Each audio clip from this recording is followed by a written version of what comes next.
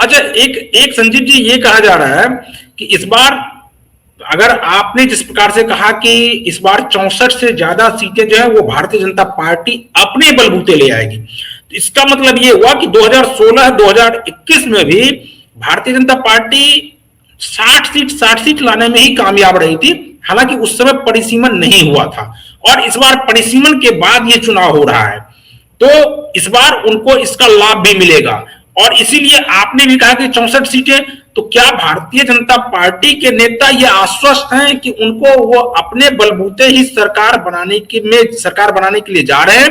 अगर गठबंधन का उनको समर्थन मिलता है तो, और नहीं मिलता है तो भी, हालांकि उसका तो मिलेगा ही, लेकिन तब भी वो अपने बलबूते सरकार बनाने की स्थिति में है। हाँ, अभी तो ऐसा लग रहा है कि अपने बलबूते जो है वो सरकार बना सकते हैं। और वैसे भी आप देखिए तो 60 तो सीट अभी भी है बीजेपी के पास, तो उनको बढ़ाना है 64। और इससे पहले भी जब कई सीटों की हमने चर्चा की है कि परिसीमन के बाद वो समीकरण बदल गए। और जो बीजेपी का जो अलायंस है, बड़ा फॉर्मेडेबल अलायंस है, जो असम गण परिषद के साथ है और पीपीएफ के साथ है, बोरोनेम हाग्राम मोइलरी के साथ जो है, वो अलायंस बहुत मजबूत है।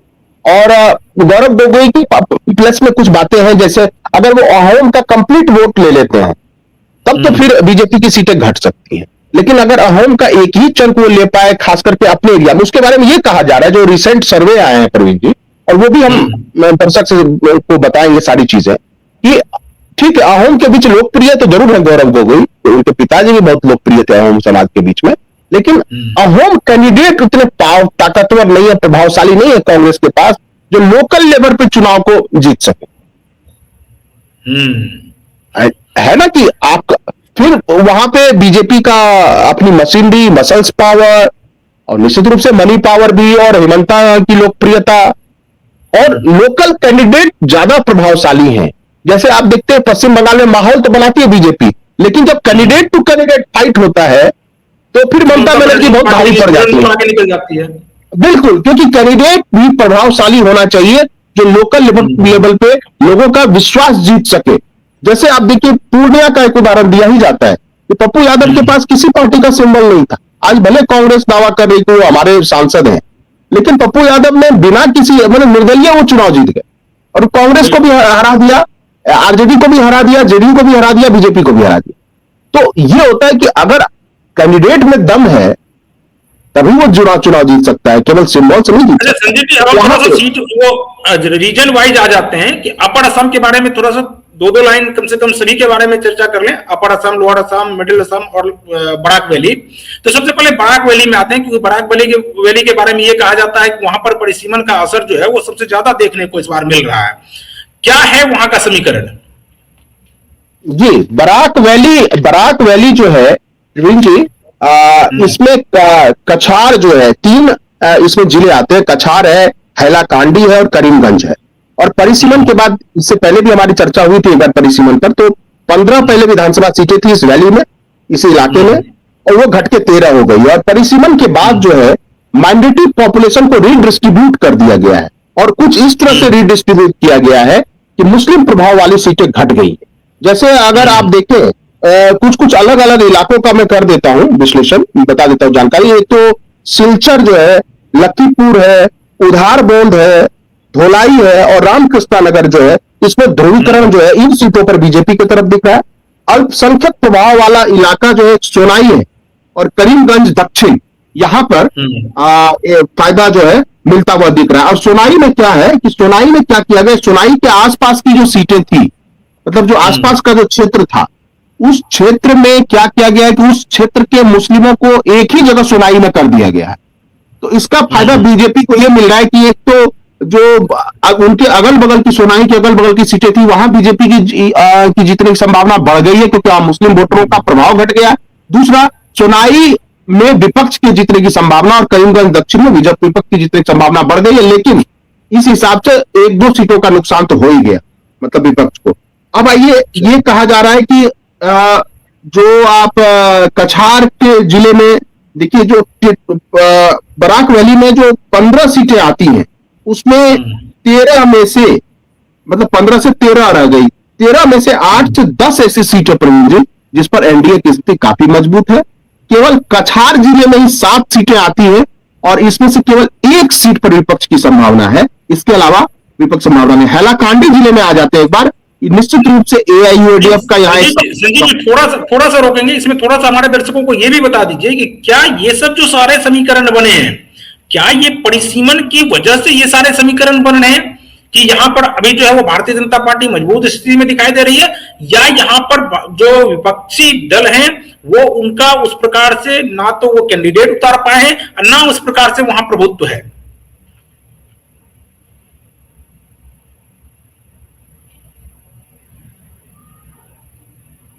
आवाज आ रही है? जी जी, क्या मेरी आवाज आ रही है? जी जी आ रही है। मैं ये कह रहा हूं कि एक तो पेनिट्रेट किया है बीजेपी ने, परिसीमन उसका सबसे बड़ा कारण है कि बीजेपी की सीटें बढ़ सकती हैं और विपक्ष की सीटें घट सकती हैं। दूसरी बात, यहां कांग्रेस जो लड़ रही है और एआईयूडीएफ भी अलग लड़ रही है, सीपीएम भी इस इलाके में अलग लड़ रही है, तो विपक्ष का वोट कहीं ना कहीं बढ़ता दिख रहा है और एनडीए का वोट कंसोलिडेट कर रहा है। कई ऐसी सीटें हैं जिसका समीकरण इतना बदल गया है कि वो वहां बीजेपी की जीतने की संभावना बहुत ज्यादा बढ़ गई। जैसे एआईयूडीएफ का जो हैलाकांडी जिले में पहले बहुत ज्यादा सपोर्ट बेस था, लेकिन वो सपोर्ट बेस अब कांग्रेस की तरफ मूव कर गया। एक सीट है देखिए अलगापुर कतिचेरा, ये जो है विधानसभा, इसमें आप देखिए वोटर को इस तरह से डिवाइड किया गया है परिसीमन में कि अल्पसंख्यक वोटर तो इधर कांग्रेस की तरफ झुक गए और बीजेपी की तरफ हिंदू वोटर झुक गए। यानी यहां पे जो मामला पहले ऐसा था कि ज्यादातर विपक्ष की जीतने की संभावना थी, वो अब 50-50 का मामला हो गया। अगर थोड़ा भी मुस्लिम वोट बीजेपी को मिला तो फिर खेल बदल जाएगा, ये सीट बीजेपी के पक्ष में आ जाएगी। एक इसी तरह करीमगंज जिले में देखिए, नॉर्थ करीमगंज और रामकृष्णा नगर, ये यहां जो है एनडीए की तरफ रुझान बढ़ता दिख रहा है और पत्थरकंडी में मुकाबला बहुत टाइट है, मतलब हड्डा हड्डी जिसको कह सकते हैं। बंगाल और असम में कहते हैं हड्डा हड्डी चुनाव, मतलब कांटे की टक्कर जो है पत्थरकंडी में है। करीमगंज साउथ में जो है ये विपक्षी दल के लिए काफी मुफीद सीट हो गई है क्योंकि यहां माइनॉरिटी कंसंट्रेशन काफी ज्यादा है। तो बराक वैली में क्या है कि बीजेपी वर्सेस कांग्रेस है, एआईयूडीएफ दूसरे नंबर पर है। एक सिलचर की भी चर्चा कर लेते हैं कि सिलचर में परिसीमन जो है इस तरह से किया गया है, इसके substantial portion of Muslim voter, यानी बड़े पैमाने पर मुस्लिम वोटरों को सोनाई सीट पर शिफ्ट कर दिया गया है।